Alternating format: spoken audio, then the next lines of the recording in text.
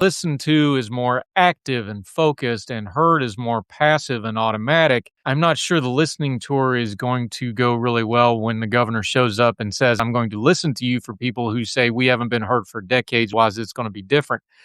And they got a point. And to do a play on words of what we call this program, Heard Tell, is they want to be heard. They wanted to be heard the first time. They need to be heard today and tomorrow and next week, but mostly they just need it fixed. They don't really need more people coming and talking to them about it, because everybody knows what the problem is. Like a lot of other issues, like education, like healthcare, like road infrastructure, which is the cousin to water infrastructure, like economic development. When you have declining population and declining economy, things are not only expensive, they're much more costly, not just in dollar signs, but politically and in allocating limited resources.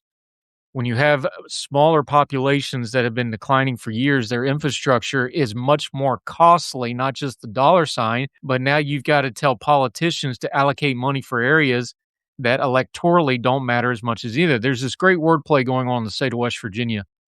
When you allocate money for the Panhandle, or you allocate money for Morgantown or Charleston, or places like Bridgeport that have good economic development and places going, even places like Summersville, my hometown, where, economically they're getting by in a little bit of growth because the hospital's there and tourism and the state park and things like that, and they got a road going through it. You hear words like investment, and we're going to invest, and we're going to build up, and we're growing, even if it's marginal, like in places in Summersville, or exponential growth, like places in Martinsville and in the Panhandle areas. Growth, investment.